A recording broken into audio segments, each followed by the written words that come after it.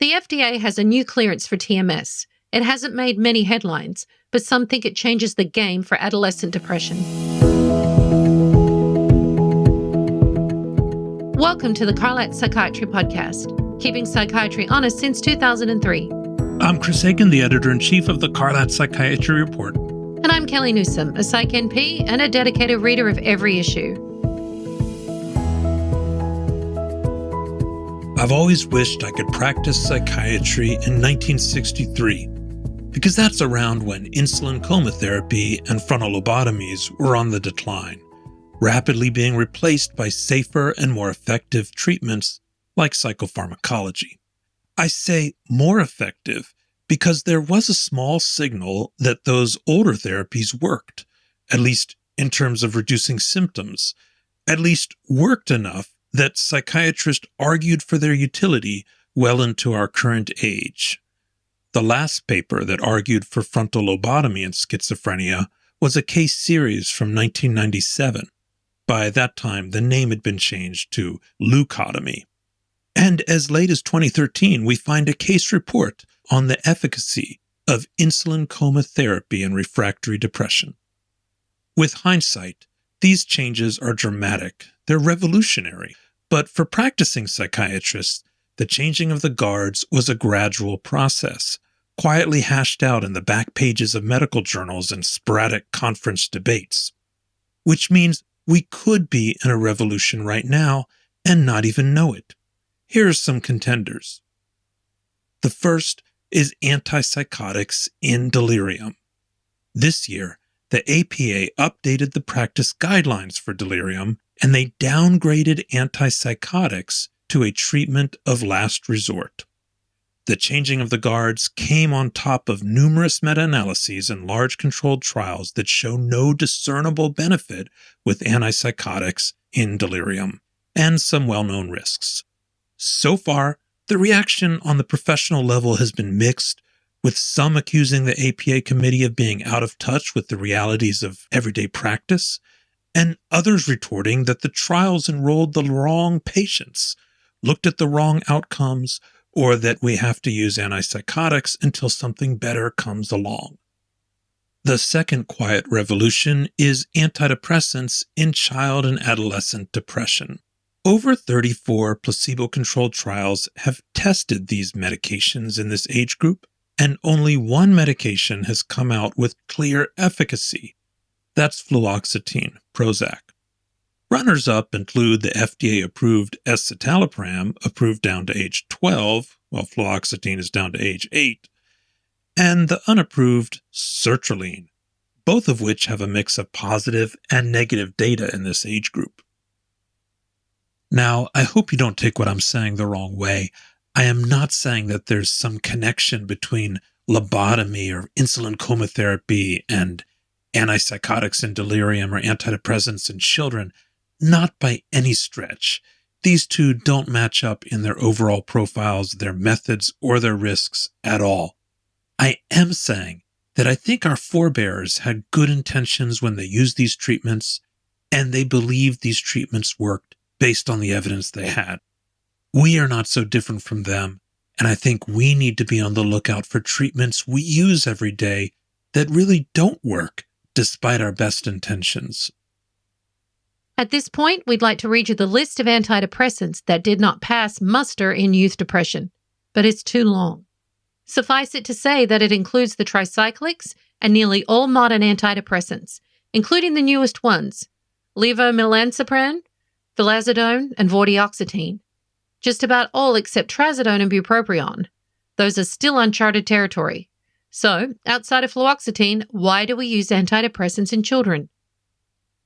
I think the assumption is that if fluoxetine and escitalopram worked, then most of the others probably work as well, and there must be something wrong with the trials, not with the meds.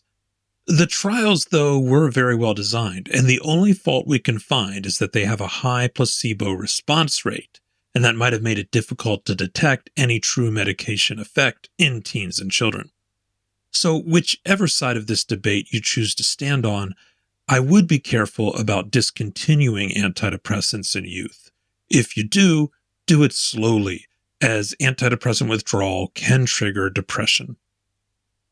Well, judging by the numbers, it seems a lot of clinicians are on the side of antidepressants. Around 1 in 10 adolescents in the U.S. have depression, and about half of them are prescribed antidepressants. But you're suggesting we're in the midst of a revolution, that this is about to change. I'm not a child psychiatrist, and I don't have the expertise to make that kind of judgment, but I'm going to talk to someone who is. Owen Muir is a child and adolescent and adult psychiatrist and chief medical officer at Radial, a practice that specializes in TMS and other interventional therapies. When I asked him who the ideal candidate is for TMS, his answer surprised me, and it got me thinking. Owen, of all the patients that you see, who is the best candidate for TMS? The younger the person is, the closer and closer TMS, or transcranial magnetic stimulation, gets to being the first thing I'd recommend. Younger, like children? That's not what I was expecting. Adolescents are in crisis frequently when they're coming to see a psychiatrist. Like, if it wasn't that big of a problem, they'd talk to their parents, maybe they'd talk to their friends. But by the time they're seeing a mental health professional, it's a real problem. For adolescents, the risk of attempting suicide is terrifyingly high. When we look at data from the CDC in 2023, 13% of high school girls will attempt to end their life by suicide, and 7% of adolescent boys. So that's like 13% of all high school girls? Yes. Okay, so these are really alarming rates. And why does that draw you to TMS? TMS works. It's an effective treatment that will make depression, and particularly suicidality, get better in most people we use it with, and increasingly quickly. And I don't want to worry, right? As someone who is a healer, and someone's bringing their child to me to heal them from despair that could lead to death, I want that to be over quickly. All right, but Wouldn't you? What about antidepressants? Do they work in children? Fluoxetine is FDA approved. It is. And it's probably saved more lives than I could count. However, every oral antidepressant medicine in youth has a black box warning for increasing suicidal thinking. So a quick moment. For every death by suicide, another 27 will self-report attempts at suicide. And another 273 will be thinking about suicide actively. And so when we talk about the number of suicide attempts that we see in young people, the overwhelming majority of those kids will not die by suicide. Awesome. But many of them will be miserable, and for a long time. So when we're thinking about treatments for adolescent despair, some of which is depression, but not all, we really want to do something that was highly likely to work and quickly. And you say adolescents. I remember the TMS got FDA approved for younger patients. What age does it go down to now?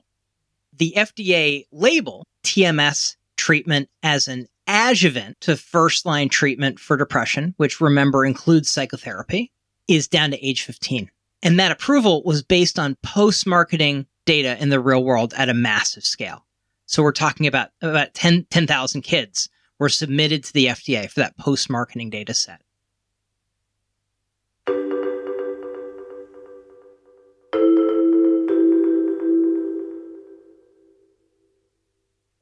Let's pause for a preview of the CME quiz for this episode. Earn CME for each episode through the link in the show notes. In March 2024, the FDA extended the clearance of TMS as augmentation in major depressive disorder down to what age level? A, 12, B, 18, C, age 15, D, age 6.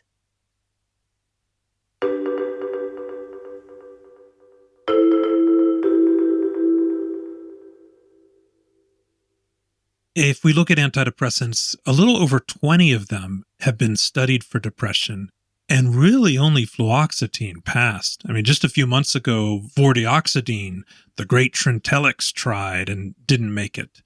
So maybe citalopram or escitalopram is kind of 50-50, but we really don't have much of a strong signal with antidepressants even working. In addition, you got this suicide risk, which I understand kind of tapers off as you get older, maybe to age 25, it starts to go down. So you're saying we should think of the opposite taper with TMS, that the younger you are, the more likely TMS is going to be a better choice than an antidepressant. Am I hearing you right? I think adolescents are probably feeling really smug if they listen to this because, oh gosh, we adults just don't know what we're talking about. I'm joking a little bit, but if you're running an adolescent trial, like nothing adolescents like more than sticking it to clueless old people. And depression studies do a good job of that because it turns out adolescents on average respond well to people being interested in them and caring. And that's what we see in studies. So maybe that's why there's such a high placebo response rate in pediatric studies of depression. Exactly. Now, at the same time, we really want to make sure if we're worried about somebody, and I worry about impulsive young people because they can do things that adults would never consider a good idea. Think back to everything you did in your youth. Or whether they have bipolar or not. I remember thinking it was a good idea as a teenager to open a popcorn tin by throwing it out of a moving car with my friends. Adolescents do dumb stuff routinely because their brains, we talk about them not being fully developed, but like thinking that something is a bad idea and stopping is not an adolescent strong point. And that's where the suicide risk comes in. Exactly. So when adolescents are in despair, they haven't had the experience that adults have had of it passing, especially if it's the first time. Okay, so when it comes to adolescent depression, we got better evidence for psychotherapy, for TMS, and antidepressants are kind of on the marginal side of the evidence there. The only large-scale data that says an oral medicine works better than placebo, aka caring alone, for adolescents is for fluoxetine, the first drug in the SSRI class. So we've got one drug for adolescent depression. It's hard to show a difference in adolescent depression.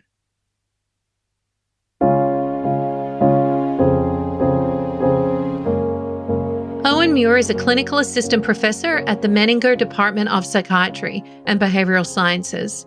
He has the following conflict of interest to disclose. He has received research funding from Brainsway and Magnus, manufacturers of TMS devices. He practices and works as CMO at Radial and is also CMO of Neuraleaf, which is developing a home-based neuromodulation therapy. In his limited spare time, he runs a popular frontier psychiatrist blog and podcast on Substack. Psychiatric revolutions are ripe for opinions, and we'd like to hear your take on these controversies. Write us at asktheeditor@thecarlatreport.com or join the conversation on Dr. Aiken's daily psych feed. Search for Chris Aiken MD on LinkedIn, Twitter, Facebook, Blue Sky, and Threads.